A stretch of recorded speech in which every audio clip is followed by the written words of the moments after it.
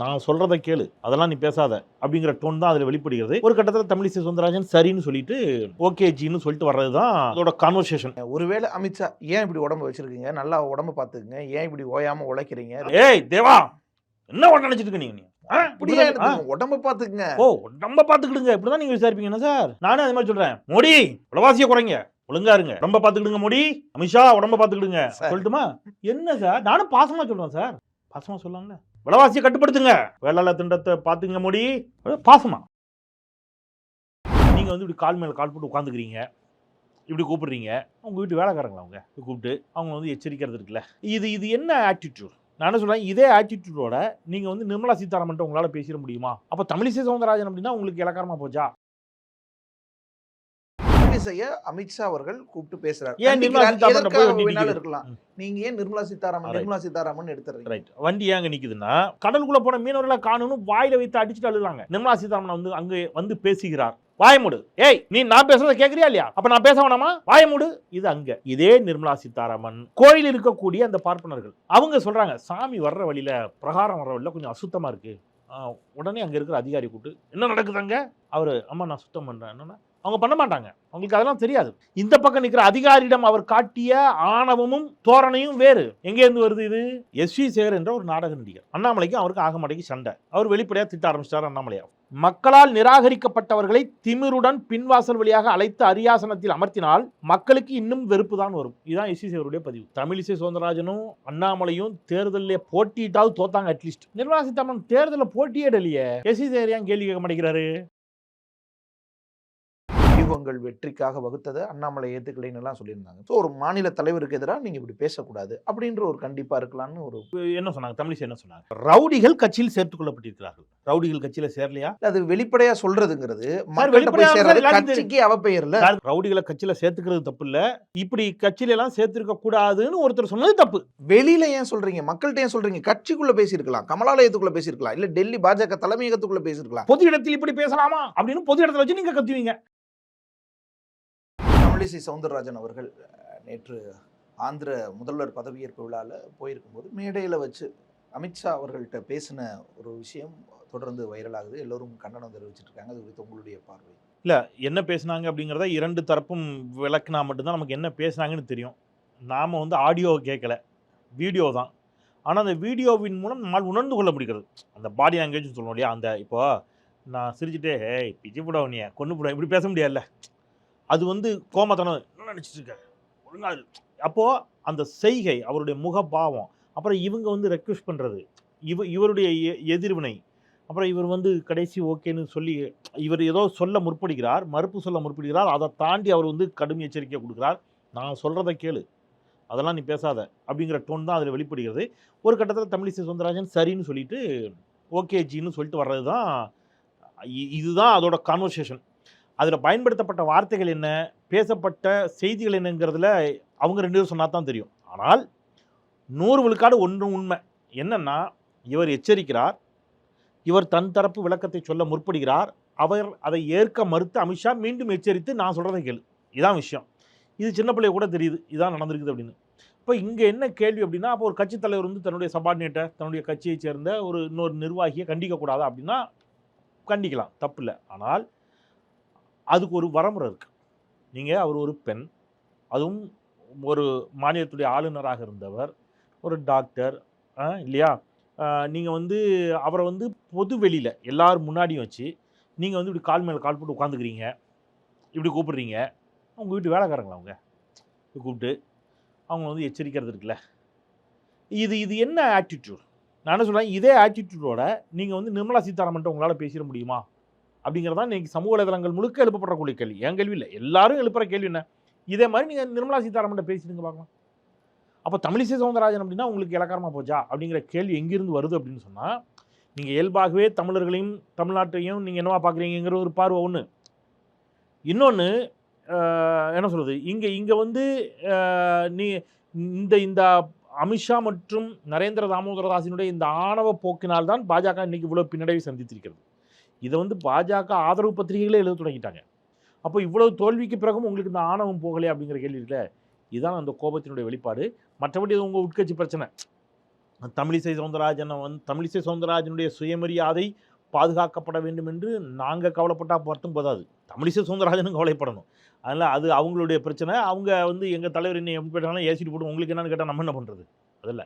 But இது கட்சியை தாண்டி ஒரு பொது பிரச்சனை, ஒரு பொது இடத்துல நடந்த பிரச்சனை. இப்போ உங்கள் கட்சி ஆஃபீஸுக்குள்ள நடந்தது தான் நம்ம என்ன செய்யப்படுதில்ல, கூப்பிட்டு கண்டிச்சிருந்தீங்கன்னா வெளியே தெரியாது. பொது இடத்தில் நடந்த பிரச்சனை என்பதால் இது வந்து இன்னைக்கு பேசுபொருளாக இருக்குது. இது கண்டிக்கத்தக்க ஒரு இடத்துக்கு நடந்திருக்கிறது. கண்டிக்கத்தக்கது, கண்டிப்பாக கண்டிக்கத்தக்கது. ஏன் அப்படின்னா நான் இப்படி சொல்கிறேன், ரொம்ப இயல்பாக ஒரு விஷயம் நடக்குது. அமைச்சர் ராஜகண்ணப்பனை பார்க்கறதுக்கு எழுச்சி தமிழர் முனைவர் தொல் திருமா அவர்கள் செல்கிறார். நீங்கள் வந்துட்டீங்க, நான் ஒரு சேரில் உட்காந்துருக்கேன், வாங்க தம்பி வாங்க உட்காருங்க அப்படின்றேன். நீங்கள் உட்காந்துருக்கிற சேரை விட என் சேர் கொஞ்சம் இயல்பாக பெருசாக இருக்குன்னு வச்சுக்கோங்க. இதுக்கு ஒரு சாயம் பூசப்பட்டுச்சு இல்லை. ராஜகண்ணப்பன் உட்கார்ந்துருந்த சேரு பெரிய சேர், திருமா அவர்கள் அமர வைக்கப்பட்ட சேர் வந்து அவ்வளோ பெரிய சேர் இல்லை. அப்போ அங்கே ஒரு கேள்வி உண்டாகுச்சு. குறிப்பாக பாஜக உள்ளிட்ட எதிர்க்கட்சிகள் அந்த கேள்வி எழுப்புச்சு. இவரை வந்து எப்படி சேரில் உட்காந்துச்சுட்டாங்க பாருங்க, இவர் வந்து தலித் எம்எல்ஏ என்பதாலேயே எம்எல்ஏவை நிப்பாட்டி வைத்து பேசுகிறது திமுக அமைச்சர். இப்படிலாம் நீங்கள் நிறைய பார்த்தோம். ஒரு தலித் எம்எல்ஏ அமைச்சர் உட்கார்ந்துருக்கிறாரு, எம்எல்ஏ நின்று பேசிட்டு இருக்கிறாரு. ஆனால் அவர் அதுக்கப்புறம் விளக்கம் கொடுத்தாரு, அங்கே சேர் கிடக்குது, நாங்கள் உட்காந்து தான் பேசணும், கிளம்பி வரும்போது போயிட்டு வரோன்னு சொல்கிறதுக்கு கிளம்புறேன், அப்புறம் அந்த விஷயம்னா அவர் ஒரு விஷயத்த சொல்கிறாரு, அதை நான் நின்று கேட்டு வந்துட்டேன், அதை மறைச்சிட்டு அந்த புகைப்படம் வந்து அதை மட்டும் விட்டுட்டு இந்த புகைப்படத்தை போட்டு வைரலாக்குனாங்கன்னு அந்த எம்எல்ஏவும் விளக்கம் சொல்கிறார். அப்போ இப்போ இதெல்லாம் வந்து எல்லாரும் கண்டிச்சிங்களே, என்ன நோக்கத்தில் கண்டிச்சிங்க? அஃப்கோர்ஸ் அதுவும் அப்படி ஒருவேளை ஒரு தலித் எம்எல்ஏ, தலித்துன்னு இல்லை யாராவது இருக்கட்டும், ஒரு அமைச்சர் உட்கார்ந்துக்கிட்டு அவரை நிற்க வச்சு பேசியிருந்தால் அதுவும் தப்பு. அது எந்த கட்சியில் நடந்தாலும் சுயமரியாதை சார்ந்த விஷயம் தானே. அப்போ அன்னைக்கு எல்லாரும் வண்டி கட்டி வந்தீங்கல்ல, அப்போ இன்றைக்கி தமிழிசைக்கு மட்டும் கண்டிக்கத்தக்கது அப்படின்னு சொன்னால் எல்லாருக்கும் ஏன் கோவம் வருது? கண்டிக்கத்தக்கது தானே, நீங்கள் எப்படி பேசிட முடியும்? இல்லை அவங்க கட்சி விவகாரம் இல்லை சார். உங்கள் கட்சி விவகாரம்னா நீங்கள் என்ன நாள் பண்ணிடுவீங்களா? ஒரு பெண் தலைவரை எப்படி வேணாலும் பேசிடுவீங்களா? அதான் நான் சொல்கிறேன், உங்கள் கட்சி விவகாரம் நீங்கள் எங்கே வச்சு பண்ணியிருக்கணும்? உள்ளுக்குள்ள வச்சுல பண்ணியிருக்கணும். வெளிப்படைத்தன்மையா இருக்கு. எது வெளிப்படைத்தன்மை? இது ஆணவம் சார். இதே வெளிப்படைத்தன்மையை நீங்க நிர்மலா சீதாராமன் காட்டுங்கன்னு தான் நாங்க கேட்கிறோம். தமிழிசையை அமித்ஷா அவர்கள் கூப்பிட்டு பேசுறாரு. ஏன் நிர்மலா சீதாராமன் போய் வண்டி நிக்குது? இருக்கலாம், நீங்க ஏன் நிர்மலா சீதாராமன் எடுத்துறீங்க? ரைட். வண்டி ஏங்க நிக்குதுன்னா, சமீபத்தில் பெருமலை, நெல்லை, தூத்துக்குடி மாவட்டத்தில் பெரிய சிக்கலாச்சு. அப்போ நிர்மலா சீதாராமன் வருகிறார் தமிழ்நாட்டுக்கு. 2-3 விதமான வீடியோஸ் வந்துச்சு. ஒன்று, ஒரு கோயம்புத்தூரில், அதுக்கு முன்பாக நடந்துச்சு, கோயம்புத்தூரில் ஒரு என்ன சொல்ல பிஸ்னஸ் பண்ணுற ஒருத்தர் போய் வங்கி கடனுக்கு நான் அணுகினேன், எனக்கு வங்கி கடன் கிடைக்கலன்னு சொல்கிறார். அவரிடம் நிர்மலா சீதாராமன் பேசுகிறார், நண்பரே நீங்கள் வாங்க, மேடைக்கு வாங்க, நீங்கள் வந்து என்ன வேணாலும் இங்கே பேசுங்க. இது ஒரு வார்த்தை, பாடி லாங்குவேஜ், இதை வச்சுங்க. அப்படியே இன்னொரு பக்கம் ஒரு பெண்மணி, எனக்கு வீடு இடிஞ்சிட்டுமா, இது ஆகிப்போச்சு, வீடு இல்லை, ஏதாவது செய்ய சொல்லுங்கள். கொடுப்பாங்க, எல்லோரும் கொடுப்பாங்க, உங்களுக்கு கொடுப்பாங்க, போங்க கொடுப்பாங்க போங்க. இல்லைம்மா எனக்கு மாத்திரம் தெரியலைங்க, உங்களுக்கு மாத்திரம் ஏன் தரலைன்னு நம்ம கேட்கலாம், நீங்கள் போங்க தருவாங்க போங்க. இது அந்த பெண்மணிக்கு சொன்ன பதில். ஒக்கி புயல் பாதிக்கப்படுகிறது, மீனவன் கடலுக்குள்ளே போன மீனவனை காணும், நான் ஸ்பாட்டில் இருந்தேன், சரியா? கர்ப்பிணி பெண் தன் கணவன் கடலுக்குள்ளே போனவனை காணுமேன்னு வாயிலை வைத்து அடிச்சுட்டு ஆள்றா, சரியா? கல்யாணத்துக்கு பொண்ணு பார்த்து வச்சுருக்கோம், என் பையன் கடலுக்குள்ளே போனானேன்னு காணுமேன்னு அந்த அம்மா அழுது. இப்படி ஒவ்வொருத்தருக்கும் ஒவ்வொரு ஸ்டோரி. கடலுக்குள்ளே போன மீனவர்களை காணும்னு வாயில வைத்து அடிச்சுட்டு அழுதாங்க. நிர்மலா சீதாராமன் வந்து அங்கே வந்து பேசுகிறார். என்ன பேசினார் அந்த அம்மையார்? வாயமுடு, ஏய் நீ நான் பேசுகிறத கேட்குறியா இல்லையா? அப்போ நான் பேச வேணாமா? நீ எதுக்கு இங்கே பேசுகிற? அமைதியாரு, வாயமுடு. இது அங்கே. இதே நிர்மலா சீதாராமன் பெரும் மழை வெள்ளம் பாதிக்கப்பட்ட சமயத்தில் ஒரு கோயிலுக்கு போகிறார். கோயில் இருக்கக்கூடிய அந்த பார்ப்பனர்கள் சுற்றி நிற்கிறார்கள், அர்ச்சகர்கள். அவங்க சொல்கிறாங்க, சாமி வர்ற வழியில், பிரகாரம் வர்ற வழியில் கொஞ்சம் அசுத்தமாக இருக்குது. உடனே அங்கே இருக்கிற அதிகாரி கூப்பிட்டு, என்ன நடக்குதுங்க? அவர், அம்மா நான் சுத்தம் பண்ணுறேன். என்னென்னா அவங்க பண்ண மாட்டாங்க, அவங்களுக்கு அதெல்லாம் தெரியாது. அதாவது இந்த பக்கம் நிற்பவர்களிடம் அவர் பேசிய லாங்குவேஜும் மரியாதையும் வேறு, இந்த பக்கம் நிற்கிற அதிகாரியிடம் அவர் காட்டிய ஆணவமும் தோரணையும் வேறு. வீடியோ இருக்குது சார், நீங்கள் பாருங்கள், நான் போய் சொல்ல மிகைப்படுத்தலை. எங்கேருந்து வருது இது? அங்கே வந்து ஒருத்தர் சொல்கிறாரு, அதை வேணால் நான் சரி செஞ்சு கொடுத்துட்றேம்மா அப்படின்னு. நீங்கள் பண்ணாதீங்க சார், நீங்கள் காசை உண்டியலில் போடாதீங்க. இது ஒரு அமைச்சர் சொல்கிற வேலையா? நீங்கள் எங்கே போடணுமோ அங்கே போடுங்க, இங்கே கொடுக்காதீங்க. அவர் தானாக முன் வந்து ஒரு சேவையை செய்கிறேன்னு வரவர்கிட்ட நீங்கள் செய்யாதீங்கன்னு தடுக்கிறாங்க. ஏன்? நீங்கள் எங்கே கொடுக்கணுமோ கொடுங்க. யாருக்கு கொடுக்க சொல்கிறாங்க? யாருக்கு? காணிக்கெல்லாம் எதுக்கு கொண்டு போய் உண்டியலில் போடுற? உண்டியலில் போட்டால் கோயில் வளர்ச்சிக்கு உதவும். வேண்டாம், அந்த பார்ப்பனுடைய தனிப்பட்ட வளர்ச்சிக்கு உதவட்டும், அங்கே கொடுங்க. அதானே அதோடைய நோக்கம். அப்போ நீங்கள் இந்த லாங்குவேஜ்னு இருக்குல்ல சார், தமிழ்நாடு என்ன, நாங்கள் என்ன ஏமாளி கோமாளியா எல்லாரும்? எஸ்வி சேகர் என்ற ஒரு நாடக நடிகர், அண்ணாமலைக்கும் அவருக்கு ஆகமாடைக்கு சண்டை. அவர் வெளிப்படையாக திட்ட ஆரம்பிச்சிட்டார், அண்ணாமலையா ஃபைட் பண்ணுறாரு. அவர் ஒரு 4 நாளைக்கு முன்னாடி ஒன்று போடுறாரு, அண்ணாமலைக்கு அமைச்சர் பதவி கிடைக்குங்கிற மாதிரி செய்தி பரவுது. அண்ணாமலை டெல்லி போகிறார். இப்போ அவர் ஒன்று எழுதுறாரு, புறவாசல் வழியாக மக்களால் வெறுத்து ஒதுக்கப்பட்டவர்கள் சம்திங் அந்த மாதிரி போட்டு புறவாசல் வழியாக அமைச்சர் பதவியை அடைய நினைத்தால் மக்களினுடைய ஒரு பெரும் கோபத்துக்கு ஆளாகும், அது அவமானங்கிற மாதிரிலாம் ஒரு பதிவை போடுறாரு. நான் எக்ஸாக்டாக கூட அந்த பதிவு வாசிக்கனாலும் வாசிச்சிடறேன். இதுதான் பதிவினுடைய சாரம். இப்போ இவர் இது யாருக்கு போட்டார்? நீங்கள் சொல்லுங்கள், இது யாருக்கு போட்டிருப்பாருன்னு நினைக்கிறீங்க? அதான் நீங்களே சொல்கிறீங்களே, அண்ணாமலைக்கு. ரைட்டா? ஏன் சார் இதுக்கு முன்னாடி நிர்மலா சீதாராமன் புறவாசல் வழியாக பதவியேற்றார்ல 2 வருஷமா, அப்போ ஏன் சார் எஸ்சி சேகர் இப்படி ஒரு பதிவு போடல? மக்களால் நிராகரிக்கப்பட்டவர்களை திமிருடன் பின்வாசல் வழியாக அழைத்து அரியாசனத்தில் அமர்த்தினால் மக்களுக்கு இன்னும் வெறுப்பு தான் வரும். இதுதான் எஸ்சி சேகருடைய பதிவு. தமிழிசை சவுந்தரராஜனும் அண்ணாமலையும் தேர்தலில் போட்டியிட்டாவது தோத்தாங்க. அட்லீஸ்ட் போட்டியிட்டு தோத்தாங்க. நிர்மலா சீதாராமன் தேர்தலில் போட்டியிடலையே. எஸ்சி சேகர் ஏன் கேள்வி கேட்க மாட்டேங்கிறாரு? ஜனநாயகம் அந்த வாய்ப்பை கொடுக்குதுல்ல, நம்முடைய சிஸ்டம் அந்த வாய்ப்பை கொடுக்குது. அந்த வாய்ப்பு தமிழிசைக்கும் அண்ணாமலைக்கும் இல்லையா? இப்போ பாருங்க, அண்ணாமலைக்கும் சேர்த்து தான் நம்ம என்ன செய்ய வேண்டியிருக்குது சார். அண்ணாமலையும் தமிழிசையும் கொள்கையால் என்னுடைய பிரதான எதிரிகள், மாற்று கருத்தே இல்லை. ஆனால் நிர்மலா சீதாராமனுக்கு ஒரு நியாயம், தமிழிசைக்கு ஒரு நியாயம்னு இங்கே ஒன்று இருக்குது. அதை இந்த 2 பேரும் என்னைக்கு புரிஞ்சுக்க போகிறாங்கன்னு தெரியல. அதுவும் அக்கா தமிழிசை சவுந்தரராஜன் குமரி அனந்தனுடைய மகள். அக்கா அவங்கக்கிட்ட கேட்டு தெரிஞ்சுக்கணும் கடந்த கால வரலாற்றை, இல்லையா? இந்த ஆரியம் என்ன செய்யும், இந்த சனாதனம் என்ன செய்யுங்கிறத போய் கேட்டு தெரிஞ்சுக்கிட்டோம். தெரிந்து கொண்டால் இன்னைக்கு அந்த மேடையில் அக்காவுக்கு சுயமரியாதை வந்துடும். இந்திரா காந்தி இங்கே உட்காந்துருப்பார், பெருந்தலைவர் காமராஜர் இந்திரா காந்தி பக்கத்தில் அப்படி கால் மேலே கால் போட்டு உட்காந்து இந்திரா காந்தி அப்படி பேசிட்டு இருப்பார். இது ஒரு காட்சி. இந்திரா காந்தி எவ்வளோ பெரிய லீடர் இல்லையா? காமராஜர் இப்படி நான் உட்காந்துருக்க மாதிரி இப்படி உட்காந்துருப்பார் சார். இப்படி உட்காந்து இந்திரா காந்தி அப்படி பேசிட்டு இருப்பார். அதே காமராஜர் ஏழை எளிய பள்ளி மாணவர்களோடு, சாதாரண பாட்டாளி மக்களோடு ரோட்டில் ஒரு இடத்துல உட்காந்துருப்பார். நடு சாலையில் வேட்டியை மடிச்சு கட்டிட்டு உட்காந்துருப்பார் சார் அந்த பெருந்தலைவன். அப்போ எளியோரிடம் எப்படி இருக்க வேண்டும், அதிகாரத்தில் இருப்பவரிடம் எப்படி இருக்க வேண்டும் என்பது அந்த பெருந்தலைவனுக்கு தெரிஞ்சிருந்துச்சு. நீங்கள் யாருக்கிட்ட எப்படி இருக்கிறீங்க? தமிழிசைக்கு ஒரு பார்வை, மற்றவர்களுக்கு ஒரு பார்வை வருது இல்லை, அந்த இடத்துலமா நாங்கள் அதை கண்டிக்கத்தக்கதுன்னு சொல்கிறோம். உட்கட்சி பிரச்சனை நிறைய விஷயங்களை வந்து தமிழிசை செய்தியாளர் சந்திப்புகளில் பேசியிருந்தாங்க. அது அண்ணாமலைக்கு எதிரான வார்த்தைகளாக புரிஞ்சு கொள்ளப்பட்டிருந்துச்சு. வியூகங்கள் வெற்றிக்காக வகுத்ததை அண்ணாமலை ஏற்றுக்கலைன்னுலாம் சொல்லியிருந்தாங்க. ஸோ ஒரு மாநில தலைவருக்கு எதிராக நீங்கள் இப்படி பேசக்கூடாது அப்படின்ற ஒரு கண்டிப்பாக இருக்கலாம்னு ஒரு அண்ணா என்ன சொன்னாங்க? தமிழிசை என்ன சொன்னாங்க? அண்ணாமலைக்கு எதிராக என்ன சொன்னாங்க? என்ன குற்றச்சாட்டு? வியூகம் நாங்கள் வெற்றிக்கு வகுத்தோம், கூட்டணிக்காக. அது மட்டும் பேசல. என்ன சொன்னாங்க? கரெக்டாக சொல்லுங்க. ரவுடிகள் கட்சியில் சேர்த்துக் கொள்ளப்பட்டிருக்கிறார்கள். நான் இருக்கிற வரைக்கும் பொறுப்புகளுக்கு அவங்கள வரவிடாம பார்த்துருந்தேன். இப்போ வந்திருக்காங்க நிறைய. பொய்யா? ரவுடிகள் கட்சியில சேரலையா? இல்ல, அது வெளிப்படையா சொல்றதுங்கிறது கட்சிக்கு அவப்பெயர்ல. இந்த நாட்டோட முதலமைச்சர் சொல்லிட்டு சார். இந்த நாட்டோட முதலமைச்சர் பாஜக சேர்ந்த ரவுடிகளின் பட்டியலை வெளியிடுகிறார். அண்ணாமலைக்கு அப்படி ஒரு பெரிய ரவுடி, அவர் பேர்ல ஏகப்பட்ட கேஸ் இருக்கு. அந்த ரவுடி பேர்ல அந்த ரவுடியை கொண்டு வந்து இங்கே ஓபிசி பிரிவினுடைய பொறுப்பில், மிகப்பெரிய பொறுப்பில் உட்காந்து வச்சுட்டாங்க. அண்ணாமலையிட்ட செய்தியாளர்கள் கேட்கிறார்கள், இவ்வளோ பெரிய ரவுடி உங்கள் கட்சியில் பொறுப்பு வந்திருக்காருன்னு. அப்படியா? எனக்கு தெரியாதேங்கிறாரு. நீ என்ன தலைமை? இல்லை சார், இதை தமிழிசை சவுந்தரராஜன் வெளியில் பேசுறதுங்கிறது கட்சிக்கு அவப்பெயரில். இப்போ தேசிய அளவில் கட்சியை கட்டமைச்சு கொண்டு போயிட்டு இருக்கக்கூடிய அமித்ஷா அந்த பொறுப்பிலிருந்து அதை சொல்லலாம்ல, ஒரு கண்டிக்கலாம்ல. அதாவது ரவுடிகளை கட்சியில் சேர்த்துக்கிறது தப்பு இல்லை. 10,000 கோடி மக்கள் பணத்தை ஆட்டையை போட்ட ஆருத்ரா கோல்டினுடைய இயக்குனரை கட்சியில் சேர்த்துக்கிட்டது தப்பு இல்லை. இப்படி கட்சியிலலாம் சேர்த்துருக்க கூடாதுன்னு ஒருத்தர் சொன்னது தப்பு.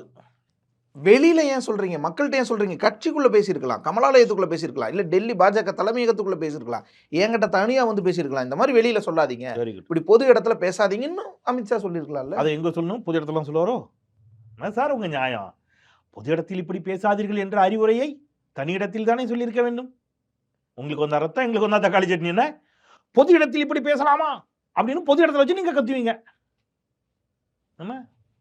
என்ன இதெல்லாம் வந்து கேட்கறதுக்கு ஏதாவது காமெடியா இல்லை? சரி, ப்ராப்ளம் என்ன?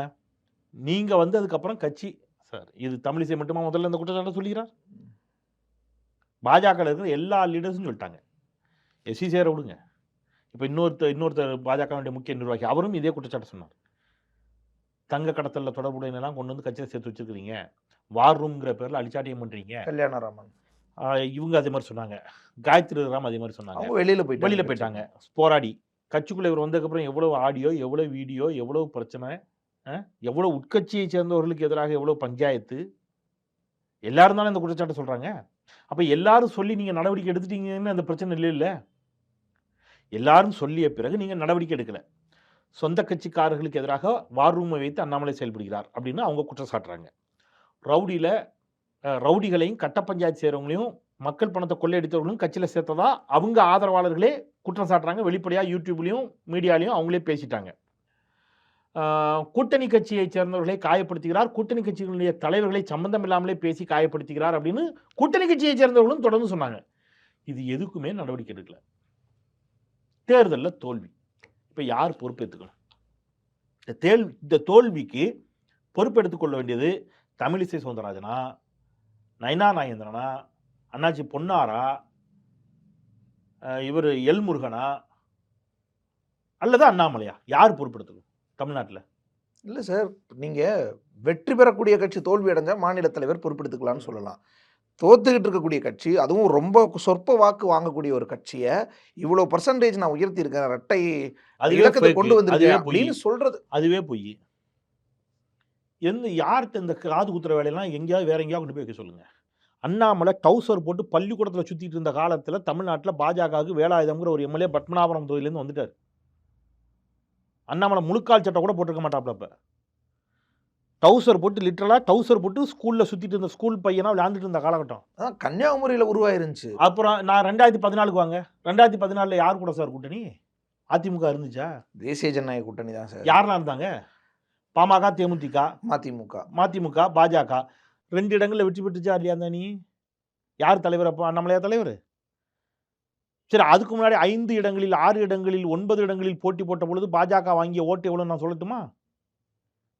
நீங்கள் இன்னைக்கு எத்தனை தொகுதியில் ஓட்டு போட்டிட்டீங்க? இரட்டை இலக்கத்தில் போட்டிட்டதா சொல்றீங்கல்ல? இரட்டை இலக்கத்தில் போட்டிட்டு நீங்கள் வாங்கின ஓட்டு என்ன? 5 தொகுதியிலையும் 6 தொகுதியிலையும் போட்டிட்டு நீங்கள் வாங்கின ஓட்டு என்ன கணக்கு போடுவோமா? அதை ஒப்பிட்டா இன்னைக்கு அதோட பல மடங்கு கேவலமாக தோத்துருக்கீங்க. நீங்கள் என்ன நீங்கள் வந்து திருப்பி மக்களை ஏமாத்துற மாதிரியான ஒரு கணக்கை வந்து என்ன செய்யாதீங்க, சொல்லாதீங்க. அது மக்களை ஏமாத்துற கணக்கு. தொகுதி வாரியாக என்னால் சொல்ல முடியும். 2004 என்னவா இருந்தாங்க, 2019 என்னவா இருந்தாங்க, 2014 என்னவா இருந்தாங்க, எத்தனை தொகுதியில் போட்டிட்டாங்க, அப்போ வாங்கிய வாக்குகள் எவ்வளவு? சரிங்க சார். ஆனால் பிரதமர் நரேந்திர மோடி தேசிய ஜனநாயக கூட்டணி கூட்டத்தில் பேசும் பொழுதே தமிழ்நாட்டில் என்டிஏ வளர்ந்துட்டு இருக்கு, நல்ல பாதையில் போயிட்டு இருக்குன்னு தானே சொல்றாரு. வளரலே நம்பிக்கையா இருக்காங்க அவங்க கட்சி மேல. வளரல, நாங்கள் நாசமா போயிட்டோம்னா சொல்லுவாரு. 400 தொகுதி ஜெயிப்போம்னு கூட தான் சொன்னாரு. ஜெயிச்சிட்டாரா சார்? நீங்கள் எல்லாரும் நம்பிக்கை வைக்கிறதா சார்? நீங்கள் 4 நாளைக்கு முன்னாடி கட்சி ஆரம்பித்தவங்க கூட அடுத்த எலெக்ஷனை நாங்கள் தான் ஆட்சி பிடிக்க போகிறோம்னு சொல்கிறாங்க. அதல்ல கேள்வி. என்ன உங்களுடைய வெற்றிக்கும் நீங்கள் வெற்றி பெற்றால் யார் பொறுப்பு எடுத்துக்க சொல்கிறீங்க? அந்த வெற்றி யாருக்கு கொடுக்குறீங்க முழுமையா? யார் வியூகம் வகுத்தாங்களோ, யார் தலைமையோ அவங்க தான். மோடிக்கு கொடுத்துறீங்க. தோல்வி அடைஞ்சால் அது யார் தலையில் கொண்டு போய் வைக்கிறீங்க? சார், நல்ல தலைவனுக்கு அழகு எது தெரியுமா? தோல்வி அடைந்தவுடன் தன்னுடைய தலைவர் பதவியை ராஜினாமா செய்தார் ராகுல் காந்தி. ஒரு சாதாரண தொண்டனா இனிமேல் நான் வந்து கட்சியை வளர்க்க பாடுபடுறேன்னாரு. இந்தியா முழுவதும் தெற்கிலிருந்து வடக்கிற்கும், கிழக்கிலிருந்து மேற்கிற்கும், கிழக்கு மேற்குமாக, தெற்கு வடக்குமாக இந்தியாவை தன் கால்களால் நடந்தே அளந்தார். இந்த கட்சியை இன்னைக்கு கொண்டு வந்து நிப்பாட்டியிருக்காரு.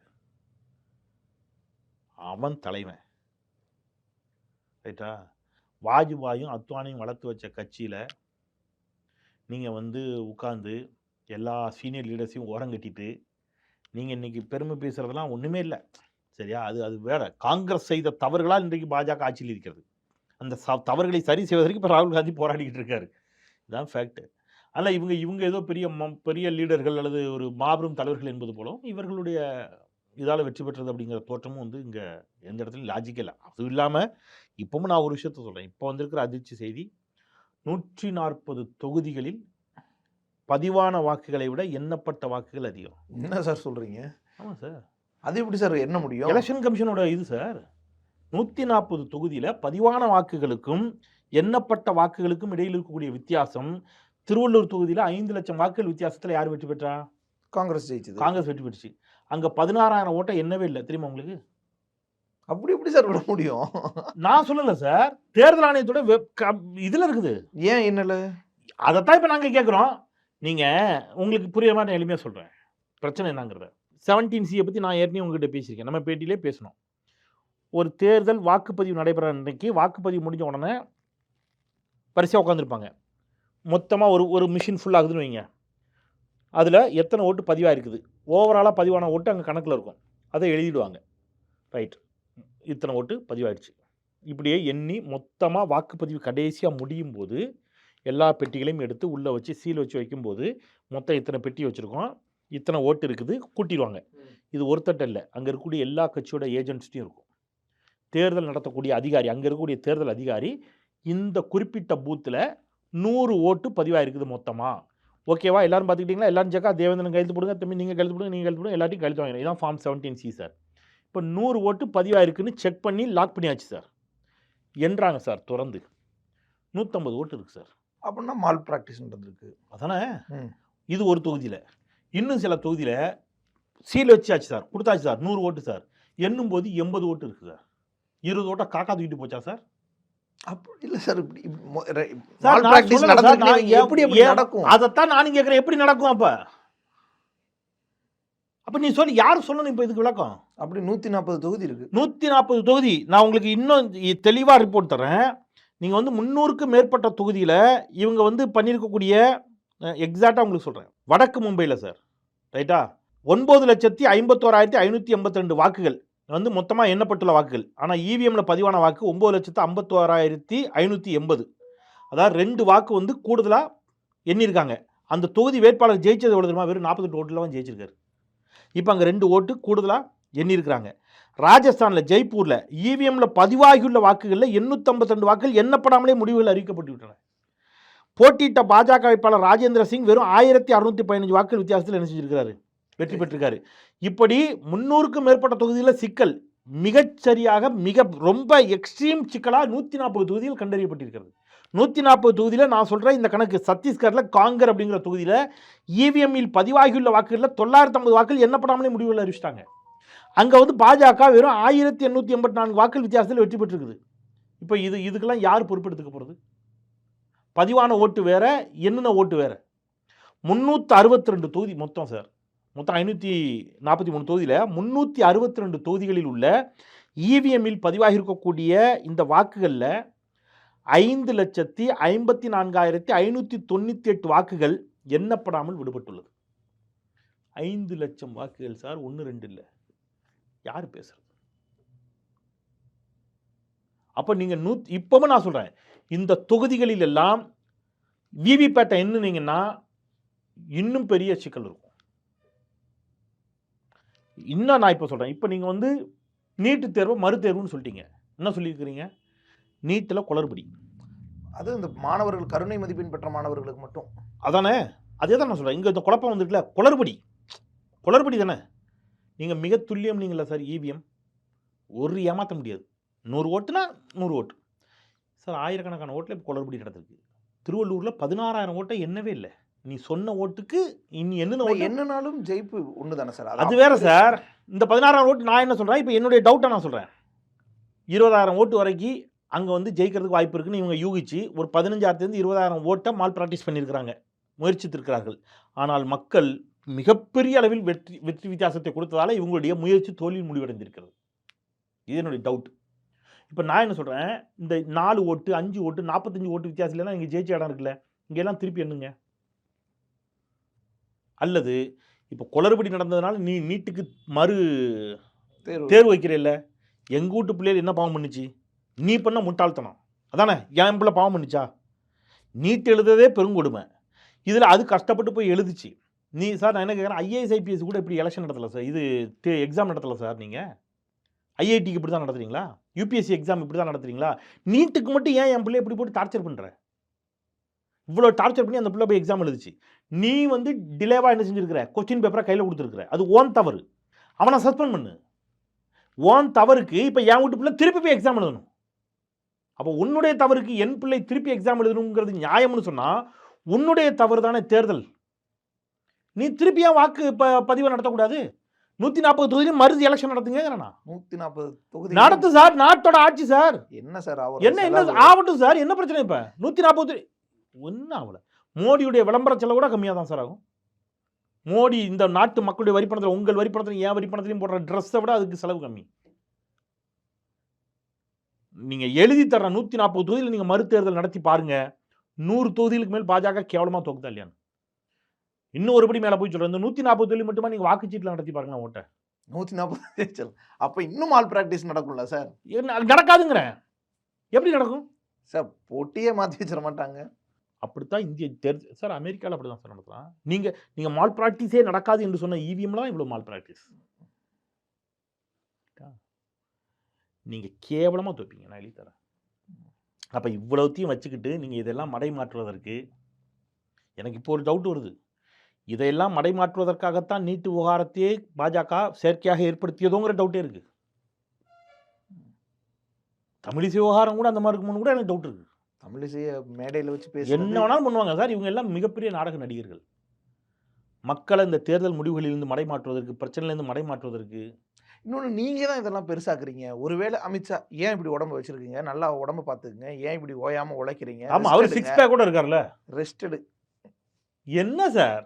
இல்லை சார், ரெஸ்ட் எடுங்கன்னு சொல்கிறதுக்கு. ரெஸ்ட் எடுங்கிறத நீங்கள் இப்படி தான், ஏய் தேவா என்ன உடனே நினச்சிட்டு இருக்க நீங்கள்? அப்படியே உடம்பை பார்த்துக்குங்க. ஓ, உடம்பை பார்த்துக்கிடுங்க, இப்படி தான் நீங்கள் விசாரிப்பீங்க. என்ன சார், நல்லா இருக்கு.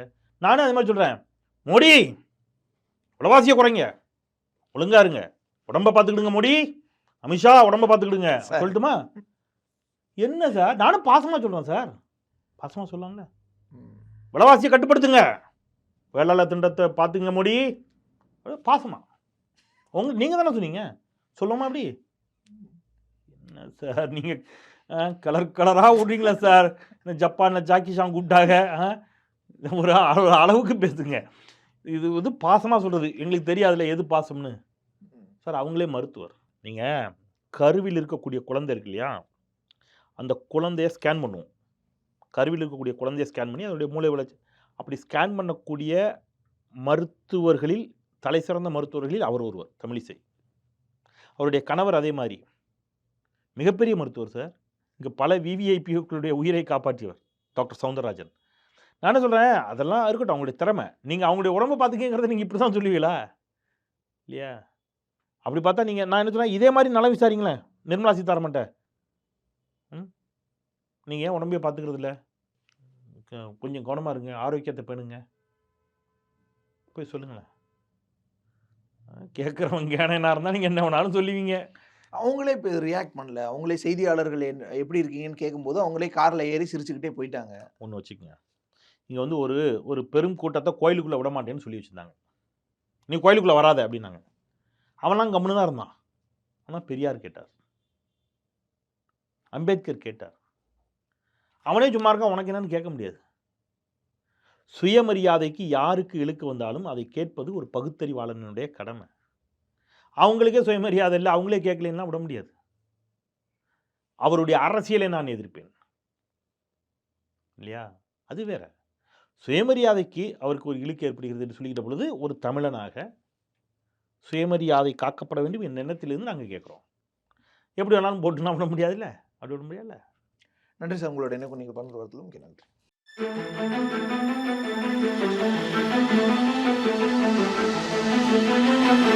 Thank you.